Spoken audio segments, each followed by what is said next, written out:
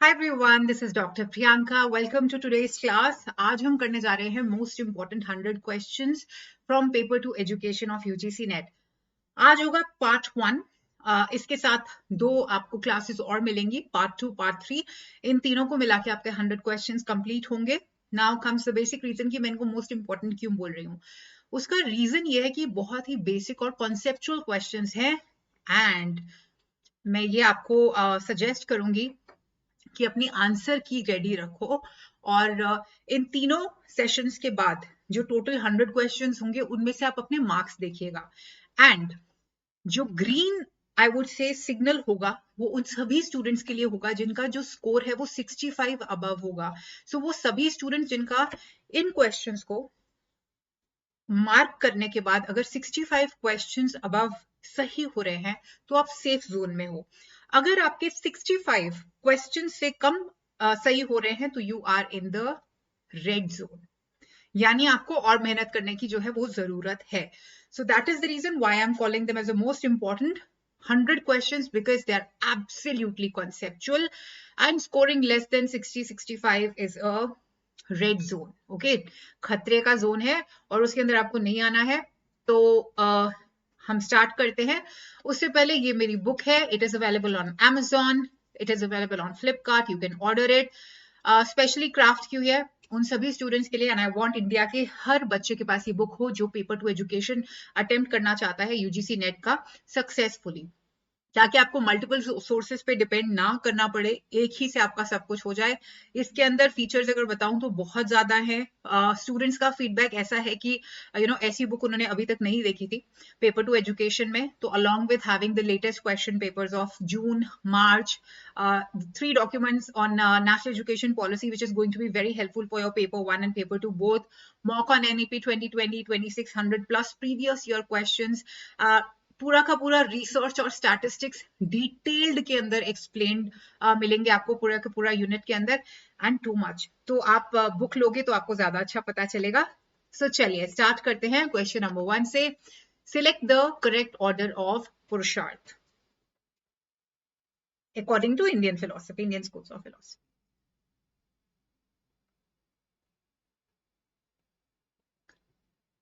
So the answer to this question is going to be option number A, dharma.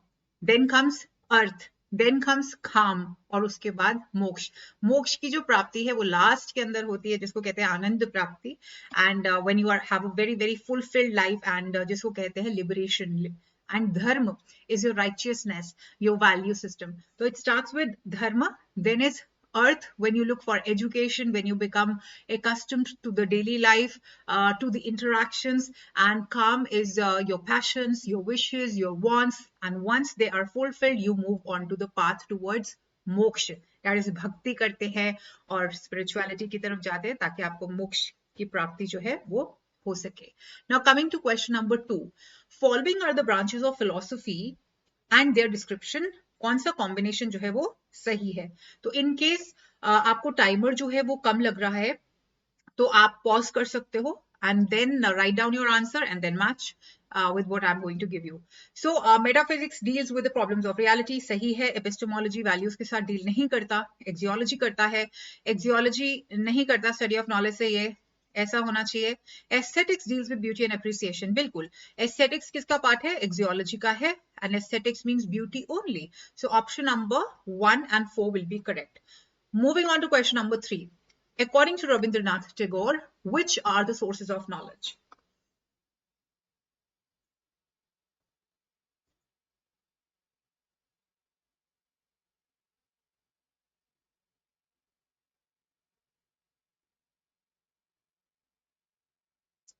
Many of us we associate Rabindranath Tagore with a naturalist.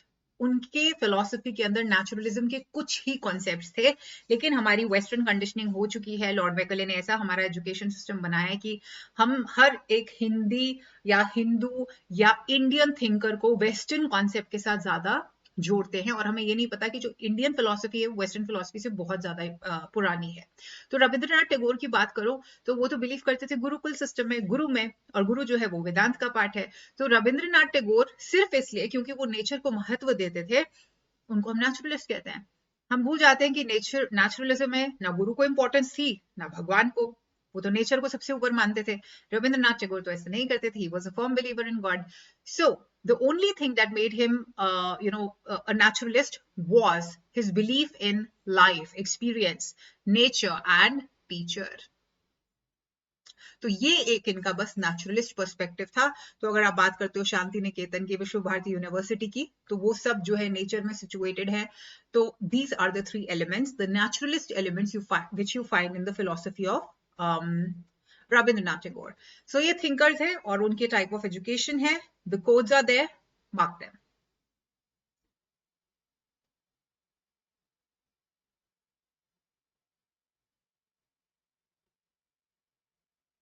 So Mahatma Gandhi gave basic education, Aurobindo talked about integral education, Tagore spoke about aesthetic education, and Vivekanand ji about man-making education. So it should be option number D. So coming to question number 5. Identify the correct order of the 4 noble or universal truths of Buddhism.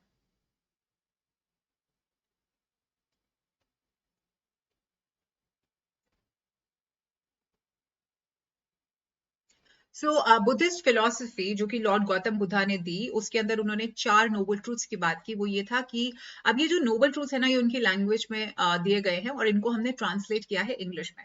तो बहुत जगह इनकी जो formulation है, sentence formulation, word formulation जो है वो आपको अलग मिलेगी। बट अगर आपका कॉन्सेप्ट क्लियर है, you will be easily able to mark the right answer.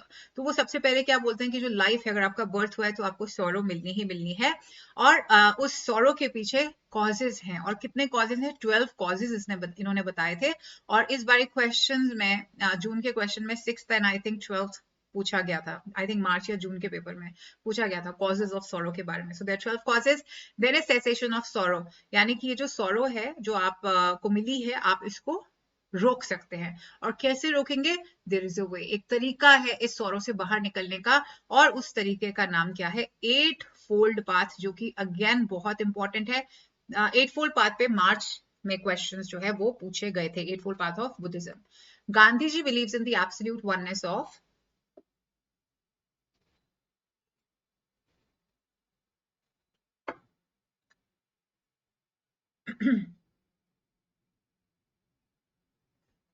So he believed in the absolute oneness of God. He used to believe that all the children, like all the people in the world, all individuals of the entire world, of the entire universe, are the creation of God. So God is unified according to Gandhi ji. Now, which of the following is the base for Vedic education? तो देखिए, I would not like to attempt this question. Set के questions हैं ये, के set के mainly. इनमें से base क्या रहा वैदिक एजुकेशन का? ये क्वेश्चन फ्रेमिंग गलत है। उसका रीजन ये है कि वैदिक एजुकेशन जो है वो इन सब इज्म से पुरानी है। These isms can be influenced by Vedic education and not vice versa. Okay, so इसका अगर क्वेश्चन फ्रेमिंग होता कि इनमें से कौन सा बेस है आइडियलिज्म का, तो वैसे तो इंडियन और वेस्टर्न फिलोसफीज को कनेक्ट नहीं करना चाहिए, और यहाँ पे आंसर होता वेदांत। तो मैं कह सकती थी ऑप्शन नंबर बी जो है वो सही होता। So I would like to leave it unattempted because the question framing is not correct. Coming to question number 9, who advocated the project method? Very simple. I think we can mark this even before the timer.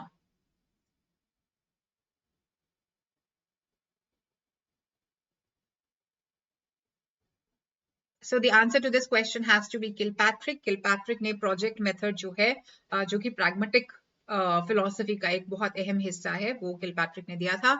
Naturalism जो philosophy है, it deals with humanocentric, socio-centric, child-centric or environment-centric.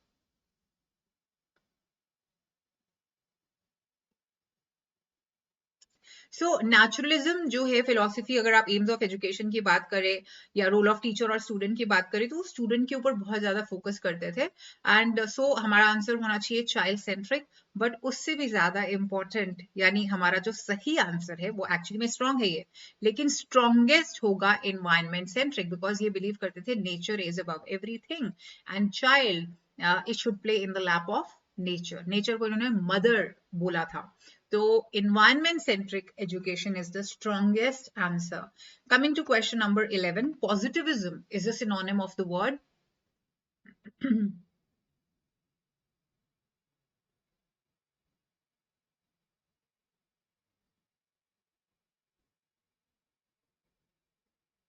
तो इसका answer होना चाहिए इम्पीरिसिज्म। और इससे related question पूछा भी गया था जून 2023 में। पॉजिटिविज्म का मतलब क्या होता है? पॉजिटिविज्म का मतलब होता है साइंटिफिक अप्रोच रखना, ये मानना कि सब कुछ इंपिरिकल है। इंपिरिकल का मतलब क्या हुआ? ऑब्जेक्टिव है। वो सभी चीजें जो आप वेरीफाई कर सकते हो वही जो है सही है। तो आई थिंक मेनी क्लासेस में मैंने एक्सप्लेन किया है कि कैसे जो ह्यूमन सिविलाइजेशन है वो पहले थियोलॉजी में बिलीव करती थी कि everything is done by a supreme power, and science के बारे में कुछ पता नहीं था। जैसे जैसे प्रोग्रेस हुई, साइंस का कॉन्सेप्ट आया, लोगों को नेचर या नेचुरल लॉस के बारे में समझ आना शुरू हुआ, तो एकदम पॉजिटिविस्ट अप्रोच जो है वो फैल गई। पॉजिटिविस्ट अप्रोच क्या कहती थी कि नहीं भाई, सबको जो है नेचुरल साइंसेस के हिसाब से ही होता है, और जो भी पूरा का पूरा वर्ल्ड या यूनिवर्स में है वो साइंस इसको प्रूव कर सकती है, इसके बाहर कोई नॉलेज नहीं है। और अगर आप आइडियाज भी हैं आपके माइंड में, अगर आप उन आइडियाज को प्रैक्टिकली अप्लाई कर सकते हो, मैनिफेस्ट कर सकते हो, तो वो सही है, नहीं तो वो सही नहीं है। इवेंचुअली व्हाट दे से इज कि everything is objective in life and everything is verifiable. कुछ देर के बाद, एंड पॉजिटिविस्ट अप्रोच के फादर कहा जाता है ऑगस्ट कॉम्टे को। पॉजिटिविस्ट के बाद आया था पोस्ट पॉजिटिविस्ट, जो ये मानते थे कि नहीं, सब्जेक्टिविटी भी बहुत इंपॉर्टेंट है। जरूरी नहीं है कि पूरा का पूरा वर्ल्ड जो है आप समझ पाएंगे साइंस से। बहुत ज्यादा चीजें हैं जो ह्यूमन टेंडेंसी, ह्यूमन पावर के बाहर है, जिनको आप समझ नहीं सकते हो। सो सब्जेक्टिविटी एंड ऑब्जेक्टिविटी को पोस्ट पॉजिटिविस्ट अप्रोच ने जो है वो इंपॉर्टेंस दी थी। अब, who said education follows social change?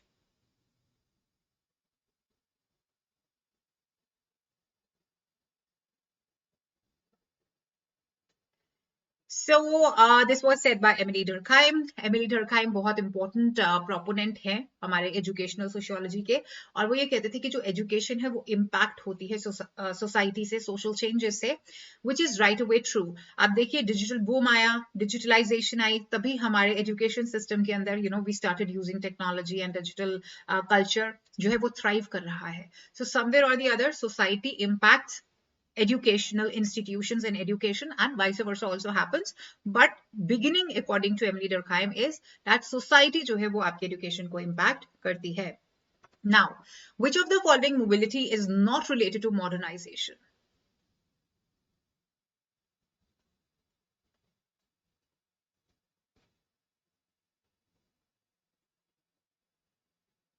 So the answer to this question has to be physical mobility. Social mobility जो है वो क्या होती है? Which of the following mobility is not related to modernization? Mobility is any form of movement from one strata to the other, or improvement in your thought process, जिसको कि psychic mobility कहते हैं, यानी cultural lag ना रहना. And all of this happens because of education, because of progress due to science, technology, and development. Development eventually is a byproduct of technology, science, and progressive thought process. So, physical mobility यानी कि आपकी physical movement, moving from one room to the other, moving from your home to the market, physical mobility. तो ये तो modernisation का part नहीं होगी, क्योंकि मॉडर्नाइजेशन क्या है? अभी बताया, progress through science and technology. Westernisation होता है वेस्टर्न कल्चर का इन्फ्लुएंस, तो मॉडर्नाइजेशन को कृपा करके वेस्टर्नाइजेशन से कंफ्यूज मत करिएगा। सोशल मोबिलिटी होती है, स्ट्रैटास चेंज होते हैं, people progress. Psychic mobility, thought process के अंदर पॉजिटिव चेंजेस आते हैं। फॉर एग्जांपल पेट्रियार्की पहले बहुत ज्यादा थी, अभी भी थोड़ी थोड़ी क्या काफी है, लेकिन इंप्रूवमेंट हो रही है। विमेन एजुकेशन के ऊपर पहले फोकस नहीं किया जाता था, अब किया जा रहा है। Equality of educational opportunities, all of these are a result of your psychic mobility only, and mobility because of science and technology. So physical mobility will not be related to modernization. Ways of promoting national integration. तो इन्होंने 4 तरीके दिए हैं: political unity, social unity, emotional integration, and interreligious marriages.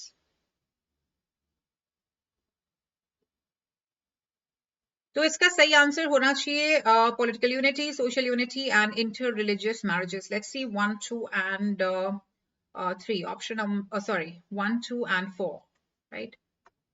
So political unity से क्या मतलब हुआ? पहली बात, नेशनल इंटीग्रेशन का मतलब है आपका जो देश है उसमें सब यूनिफाइड है। हमारा देश सेक्युलर है, बहुत ज्यादा रिलीजन इसके अंदर थ्राइव करते हैं, डेमोक्रेसी है। तो नेशनल इंटीग्रेशन का मतलब है irrespective of all the differences of caste, creed, colour, gender और religion, we are all unified together, तभी नेशन प्रोग्रेस जो है वो करेगा। पॉलिटिकल यूनिटी कैसे होगी? देखिए, there are so many political parties in the country, लेकिन अगर एजेंडा जो है, एजेंडा जो होगा वो सिर्फ होगा कि हाँ भाई हमें नेशनल प्रोग्रेस को सबसे इंपॉर्टेंट रखना है। नेशनलिज्म अगर इनका मेन एम है, irrespective of their ideologies could be different, लेकिन अगर नेशनलिस्टिक अप्रोच है तो मतलब पॉलिटिकल यूनिटी है, थ्राइव करेगा आपका नेशन। सोशल यूनिटी, अगर society is made up of so many types of people who come from different caste, different colour, gender, religion, अगर सोसाइटी के अंदर यूनिटी है तो डेफिनेटली वो नेशनल इंटीग्रेशन प्रमोट करेगी या नहीं करेगी। इंटर रिलीजियस मैरिजेस, अगर कट्टरपंथी नहीं है ना, one person from one religion can easily get married to other without melodrama जो होता है सोसाइटी के अंदर, तो ये सब जो है प्रमोट करते हैं नेशनल इंटीग्रेशन। जब हम ये शो करते हैं कि all religions irrespective of varied ideologies, we are still more connected as human beings, as nationals of a country. So option number B is the right answer. Emotional देखिए, emotional integration तो अपने आप ही हो जाती है जब आप पॉलिटिकली यूनाइटेड हो, सोशली यूनाइटेड हो और आपके रिलीजियस विचार जो है वो आपस में मिल रहे हैं, तो you know that's a by product. So coming to question number 15, the correct sequence of hierarchy of social group from lowest to highest is?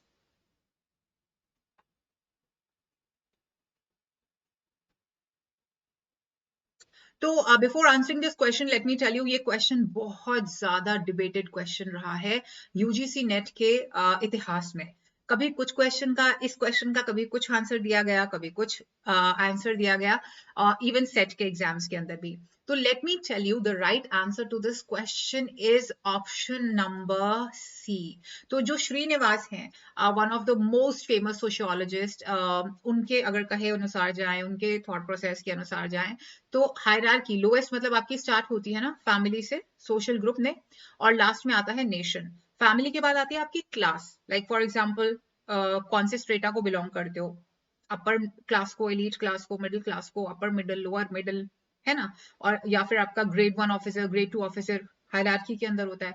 फिर आपका ट्राइब आता है, कौन सी ट्राइब को बिलोंग करते हो। ट्राइब से बढ़कर आती है race, right, many tribes collate together to form a race, और फिर लास्ट के अंदर आएगा nation.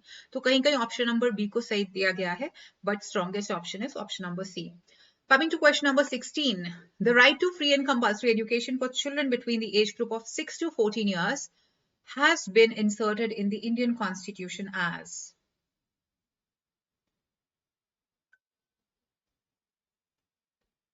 So the answer has to be Article 21A, right की बात कर दी गई, and आर्टिकल 45 के अंदर डायरेक्टिव प्रिंसिपल्स में था, जब ये एक्ट और राइट बना तो it was inserted in article 21A. Now coming to question number 17, which of the following represents the correct sequence of Maslow's hierarchy of need? Maslow का जो पिरामिड है जिसमें वो नीड्स को बताते हैं, तो उसमें आपसे हायरार्की पूछी गई है। तो इसका सही आंसर होना चाहिए ऑप्शन नंबर सी, फिजियोलॉजिकल, यानी कि आपके बॉडीली नीड्स, बेसिक नीड्स। उसके बाद ह्यूमन बीइंग जैसे बड़ा होता है उसको सेफ्टी चाहिए होती है, जैसे छोटे बच्चे होते हैं, they like to feel safe. Then the expectation of love, emotional bonding, then is self esteem, आप अपने बारे में सोचते हैं, क्या आप करना चाहते हो, क्या आपकी आपसे एक्सपेक्टेशन है, और उसके बाद सेल्फ एक्चुअलाइजेशन, जिसको आप आनंद प्राप्ति की बात कह सकते हो कि हाँ, whatever I expected or whatever I wanted to do, I have achieved that. Self-actualization. So option number C will be right. Coming to question number 18, assertion है कि education and society are two mutually supporting systems, interconnected, that one cannot thrive in the absence of the other. Reason है कि education sustains society, preserves culture and inculcates values.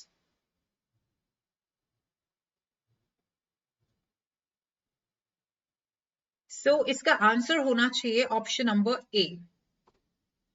Education और society दोनों एक दूसरे को support करते हैं, interconnected है। और अगर आप सोसाइटी में से एजुकेशन को निकाल देंगे तो सोसाइटी फंक्शन नहीं कर पाएगी।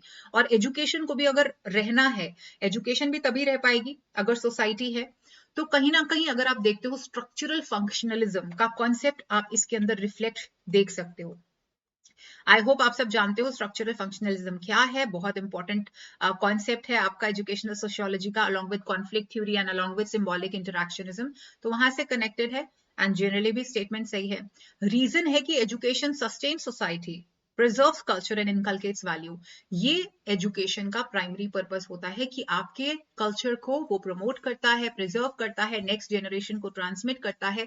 और एजुकेशन के थ्रू ही सोसाइटी जो है वो थ्राइव करती है। तो option A would be right, that is assertion भी सही है, रीजनिंग भी सही है एंड रीजनिंग जो है वो बिल्कुल लॉजिकल है।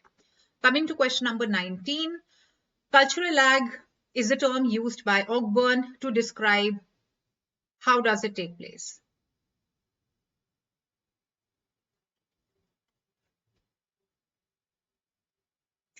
सो कल्चरल लैग क्या होता है? कल्चरल लैग होता है जब सोसाइटी आगे बढ़ जाती है, जब मॉडर्नाइजेशन हो रही होती है सोसाइटी के अंदर, टेक्नोलॉजिकल एडवांसमेंट्स हो रही हैं, टेक एडवांसमेंट हो रही है ना, और साथ में साइंस भी आगे बढ़ रहा है, आपके पूरे के पूरे इंफ्रास्ट्रक्चरल चेंजेस आ रहे हैं, ये सब लाइफ में आगे बढ़ रही है, जिंदगी प्रोग्रेस आ रही है, मटेरियल कल्चर आगे बढ़ रहा है। लेकिन कई अगर जो कल्चर है वो इसको अपनाए ना, है ना। फॉर एग्जाम्पल साइकिक मोबिलिटी हो रही है, विमेन एम्पावरमेंट के प्रति जो है सोच रखना, या आप किसी भी तरह की प्रोग्रेस जो करते हो, आगे बढ़ना चाहते हो, और एक कल्चर या एक तबका सोसाइटी का सपोज विमेन एजुकेशन के प्रति अच्छे सही विचार नहीं रखता, या आगे प्रोग्रेस जो है वो नहीं करना चाहता, या वो महत्व नहीं देते हैं, तो समवेयर और दी अदर वो गैप आ जाएगा ना, वो कल्चर जो है वो पीछे रह जाएगा, सोसाइटी आगे बढ़ जाएगी। तो यहाँ पे क्या है, one phase of material culture, for example आपका infrastructure, science, technological developments, all of that वो चेंज हो रहे हैं जल्दी जल्दी as compare to your non material culture. Thought process, रीति रिवाज अभी भी पुराने हैं, अभी भी ऑर्थोडॉक्स हैं। सो उससे कल्चरल लैग जो है वो हो जाता है और वो सोसाइटी आगे जल्दी प्रोग्रेस नहीं कर पाती। Technique of measurement of the patterns of social behaviour in a group is known as,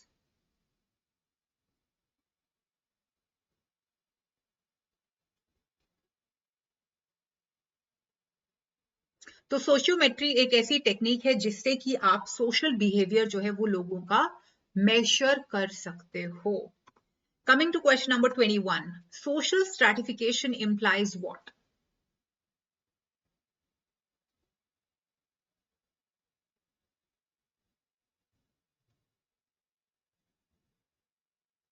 so social stratification होता क्या है, जब आप सोसाइटी को डिफरेंट डिफरेंट स्ट्रेटा के अंदर डिवाइड कर देते हो डिपेंडिंग अपॉन द हायरार्की। जैसे कि आपने बोला कि क्लास 1 ऑफिसर सबसे ऊपर होता है, उसके बाद क्लास 2 आता है, और उसके बाद आपके क्लास 3 क्लास 4 एम्प्लॉयज आते हैं, या हायरार्कियल अरेंजमेंट है। तो समवेयर और दी अदर ये क्या कर रहा है, इनइक्वालिटी तो कॉज कर रहा है ना, हम डिफरेंशिएट कर रहे हैं। तो stratification implies social inequality. Caste system is harmful because जो रिजिडिटी होती है कास्ट सिस्टम में, वो सबसे ज्यादा हार्मफुल जो है वो कब होती है? It denies social mobility, not a very strong option. It hinders national unity. It does not allow inter-caste marriage, सही है। It separates social from political life. तो देखिए ये और ये स्ट्रॉन्ग ऑप्शंस लग रहे हैं, बट मुझे लगता है कि इंटरकास्ट मैरिज भी अगर अलाउड नहीं हो रही तो वो नेशन के अंदर ही हो रही है ना, क्योंकि यूनिटी नहीं है। तो ऑप्शन नंबर बी जो है वो स्ट्रॉन्गर ऑप्शन रहेगा। Coming to question number 23, assertion कह रही है information processing system of human beings can be enhanced if their perceptions are changed. Reason, human beings process information similar to computers.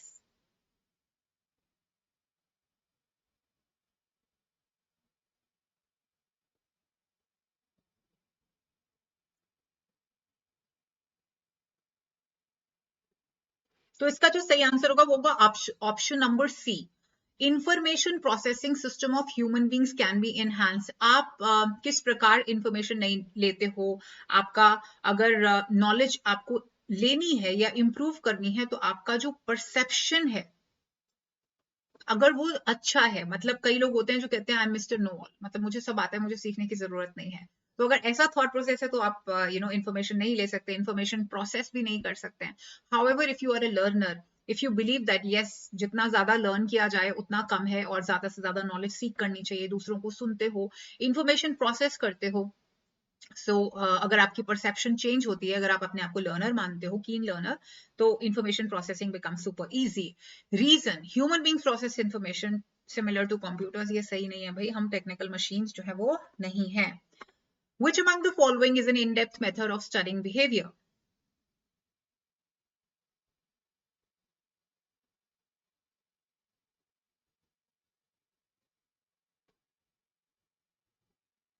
So in depth की बात की जा रही है, ऑब्जर्वेशन मेथड जो है आप ऑब्जर्व कर सकते हो किसी के इंटरेक्शंस को, बट इतना इन डेप्थ नहीं होगा, है ना। पार्टिसिपेंट ऑब्जर्वेशन या नॉन पार्टिसिपेंट ऑब्जर्वेशन से इतना इन डेप्थ नहीं कर पाएंगे, एक्सपेरिमेंटेशन तो बिल्कुल नहीं कर पाएंगे, सर्वे तो बहुत ही ज्यादा सुपरफिशियल लेवल पे होता है। और बिहेवियर के लिए किसी की बिहेवियर को स्टडी करना है, राइट, यानी हाउ वाई, तो वो सर्वे से नहीं होगा। सबसे यहाँ पे स्ट्रॉन्गेस्ट होगा क्लिनिकल मेथड, जहाँ पे 1-to-1 इंटरेक्शन जो है वो क्लोजली की जाती है और स्टडी की जाती है, देखी भी जाती है, ऑब्जर्व भी की जाती है। सो इन अ वे इन डेप्थ ऑब्जर्वेशन होती है क्लिनिकल मेथड में और 1-to-1 interaction. Now which among the following changes are denoted as growth in psychology? तो यहाँ पे ग्रोथ एंड डेवलपमेंट का कॉन्सेप्ट पूछा गया है। देखिए, ग्रोथ इन साइकोलॉजी,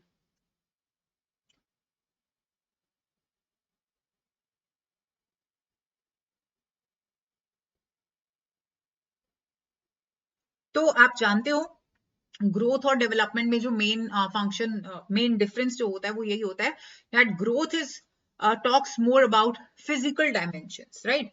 तो ऑप्शन नंबर 1 ही यहाँ पे सही होगा strongly. Changes that stops by maturity somewhere और द अदर, इनका कहने का मतलब, क्योंकि अब मैच्योरिटी बोली है तो या तो ये एक प्रॉपर एज बताते या प्रॉपर एज ग्रुप बताते तो हम कह सकते थे, लेकिन ये बहुत ही वेग स्टेटमेंट है। Changes that take place till death, ये तो बिल्कुल भी नहीं है, राइट। तो ये बहुत ही ज्यादा वेग स्टेटमेंट है, इसलिए हम ऑप्शन नंबर ए यानी कि ओनली फिजिकल डायमेंशंस की यहाँ पे बात करेंगे। कमिंग टू क्वेश्चन नंबर 26, इनमें से पूछा गया है which of the following stages and their virtues यानी characteristics are correctly matched?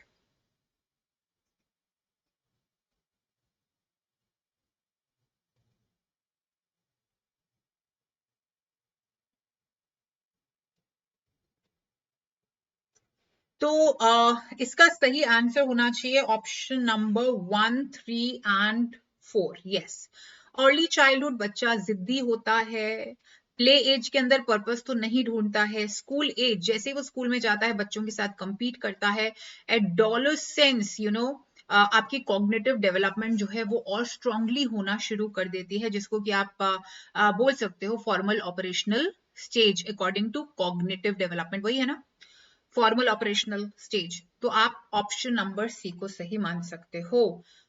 Which of the following intelligences are true as per the theory of multiple intelligences as given by Howard Gardner?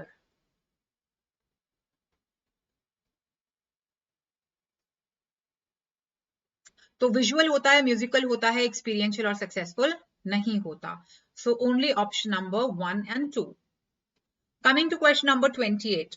Conscious expression is contrasting form of repressed wish is what? Conscious expression, तो ये defence mechanism के बारे में question है।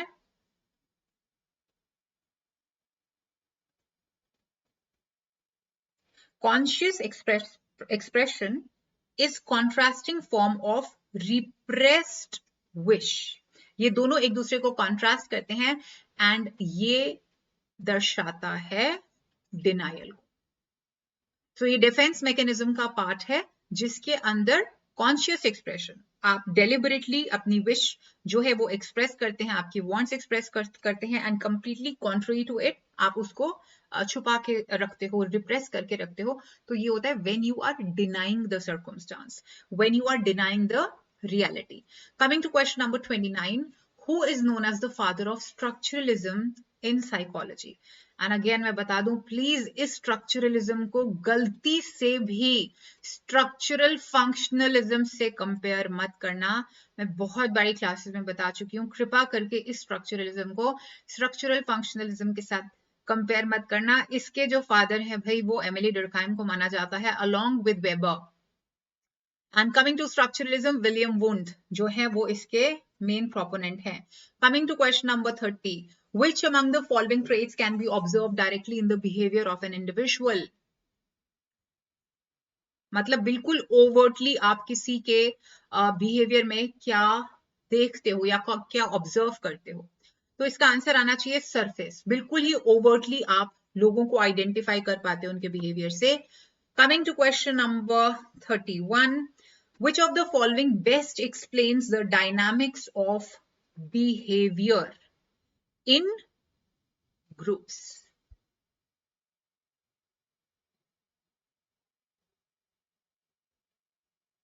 तो देखिए, behaviourist नहीं होगी, ह्यूमनिस्ट भी नहीं होगी, साइको एनालिटिकल नहीं होगी, ल्यूइन्स फील्ड थ्योरी है ना, जो कर्ट ल्यूइन की फील्ड थ्योरी है उससे आप मैच कर सकते हो या नहीं। डायनामिक्स यू कैन रिलेट कि लोग जो हैं वो अपने आसपास जो है किस प्रकार या अपनी फील्ड में जो है किस प्रकार की लर्निंग करते हैं, किस प्रकार की इंटरेक्शन, किस प्रकार का बिहेवियर जो है वो रखते हैं। तो ऑप्शन नंबर डी इसका सही आंसर होना चाहिए।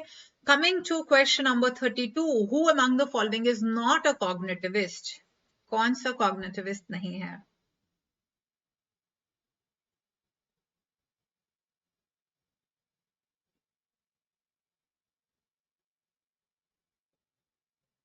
तो जेबी वॉटसन, जिनको कि क्या बोला जाता है, बिहेवियरिस्ट, तो ये इसका आंसर होंगे, राइट। वॉटसन जो है वो कॉग्निटिविस्ट नहीं है। Coming to question number 33, what do cognitive theories of behaviour posit between stimulus and response?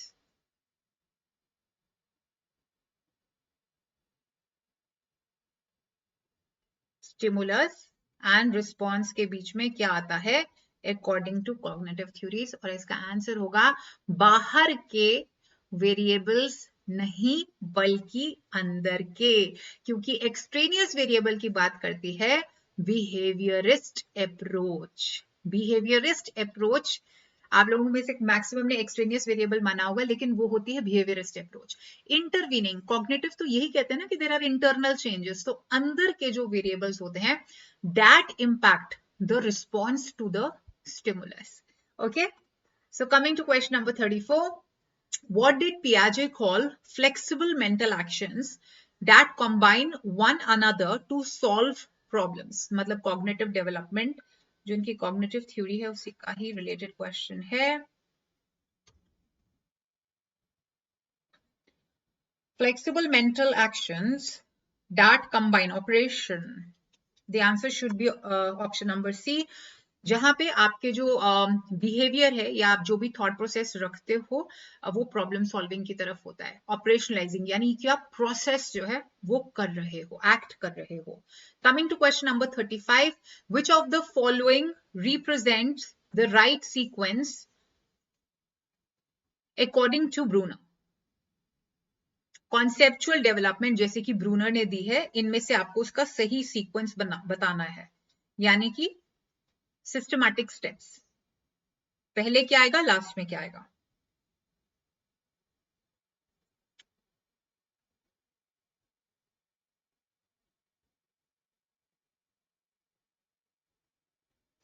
तो आई थिंक वेरी सिंपल, इसका आंसर होना चाहिए ऑप्शन नंबर बी, यानी कि सबसे पहले आप क्या कर रहे हो, आइडेंटिफाई कर रहे हो एट्रीब्यूट को, उसके बाद अच्छे से रिकॉग्नाइज कर रहे हो एसेंशियल यानी कि मेन एट्रीब्यूट को, उसके बाद अरेंज कर रहे हो the attributes according to their values, कौन सा पहले कौन सा सेकेंडरी, ये थर्ड स्टेप होता है। और आप लास्ट में कॉन्सेप्चुअलाइज करते हो, नेम ऑफ द कॉन्सेप्ट बताते हो, कॉन्सेप्ट क्या है, थ्योरी देते हो।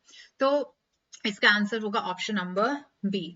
सो that is all about today's session, और इसके बाद जो नेक्स्ट क्लास आएगी उसके अंदर हम कंटिन्यू करेंगे question number 36 to the next, and yes reminder for this, next class देखो अभी कुछ ही टाइम में मैं उसको अपलोड कर दूंगी। और अपनी आंसर शीट्स जो है प्लीज इंटैक्ट रखना। Remember my words, you need to score more than 65। 65 plus है तो भाई ग्रीन सिग्नल है, मतलब सही डायरेक्शन में आपकी स्टडी जा रही है। और अगर 60 या 65 से कम है मतलब कि रेड लाइट जोन है। ठीक है, चलो take care of your self, मिलते हैं नेक्स्ट क्लास में, बाय बाय।